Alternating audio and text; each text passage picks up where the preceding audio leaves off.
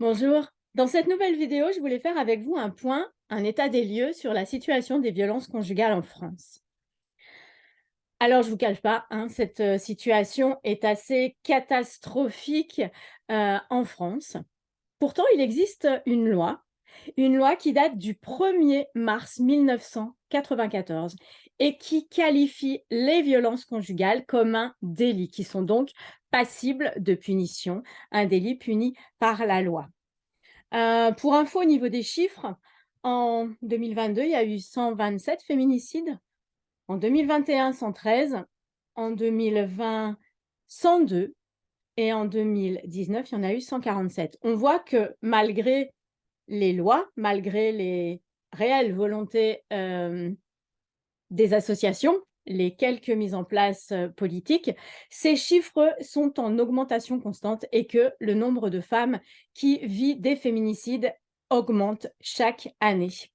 Alors ce qui est affligeant, c'est de savoir que la plupart des femmes qui ont été assassinées cette année 2022 et les années précédentes avaient déjà porté plusieurs fois plainte, ce qui montre un réel dysfonctionnement au niveau de la police, au niveau de la justice, même si effectivement les moyens humains ont été revus à la baisse et les moyens financiers aussi, cela n'explique pas tout.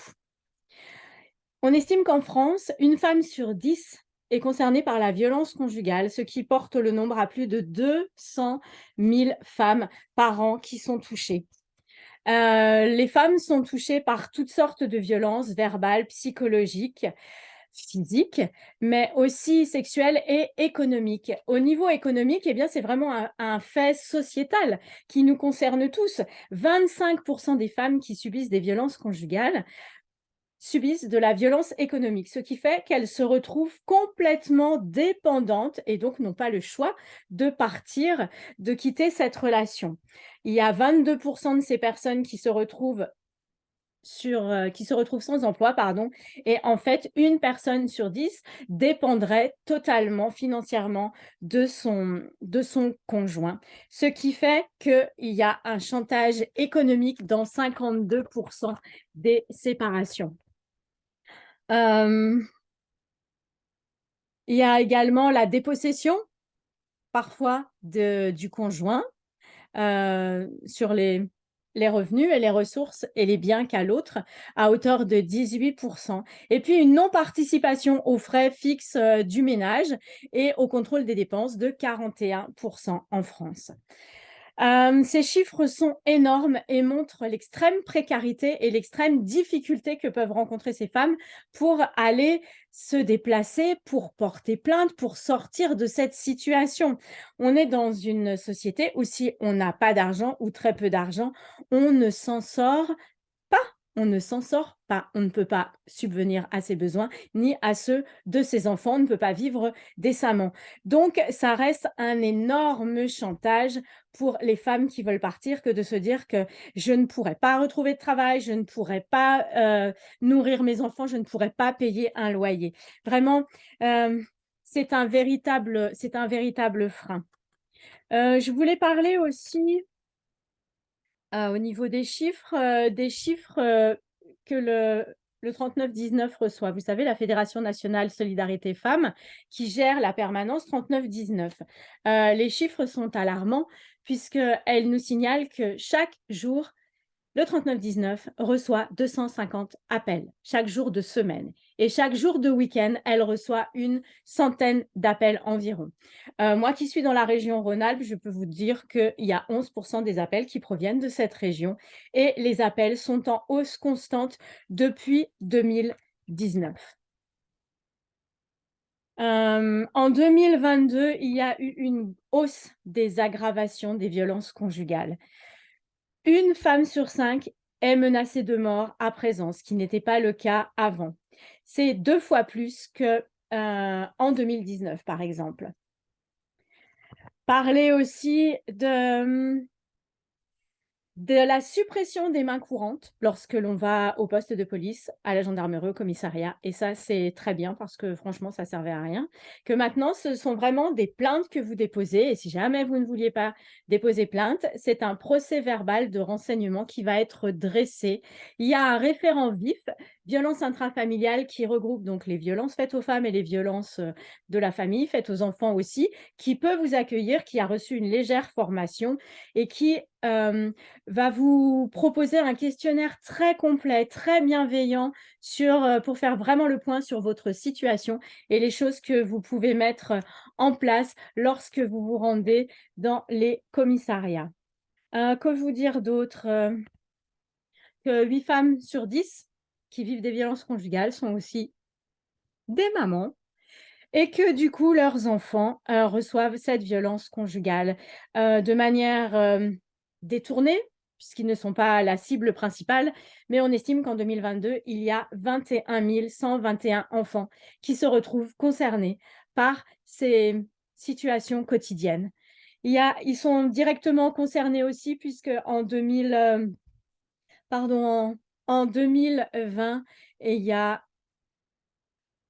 14 enfants qui sont morts sous les coups de violences conjugales, parce qu'ils s'entreposaient devant leur mère ou par ricochet, pour ces coups. Une augmentation de 36 en 2022 sur les violences faites aux enfants.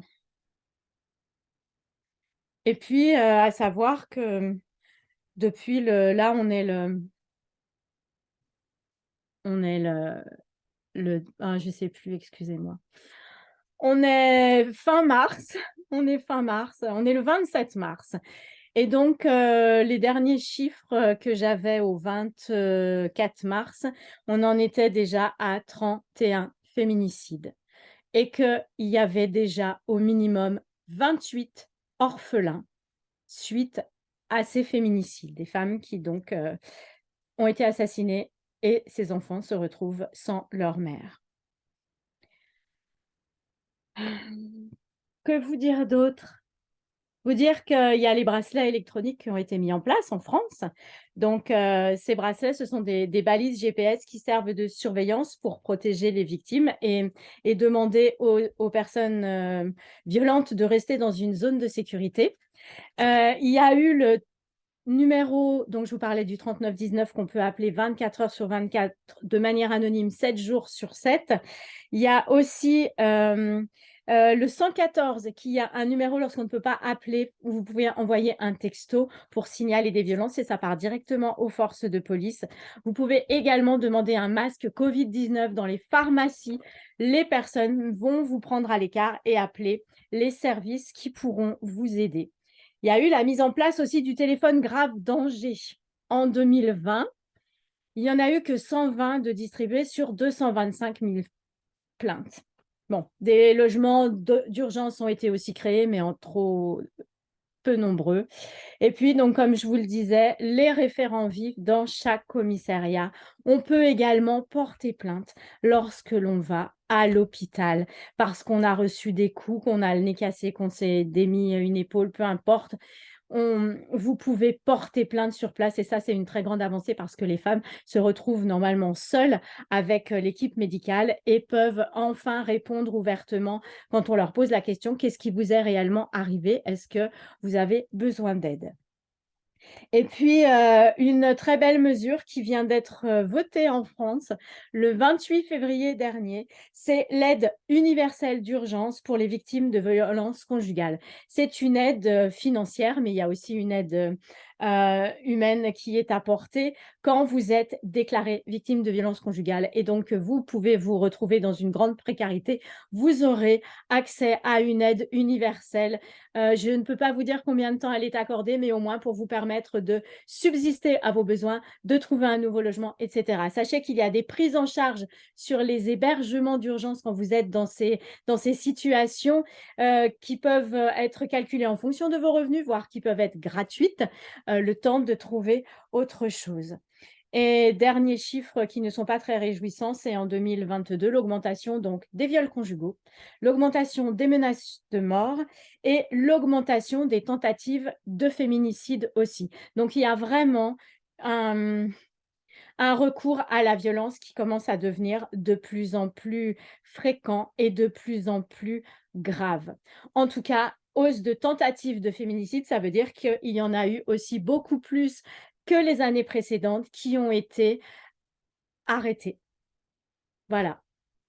Donc, surtout, ne baissez pas les bras. Des choses se mettent en place, des associations luttent tous les jours, des personnes comme moi peuvent vous écouter, vous accompagner sur votre cheminement.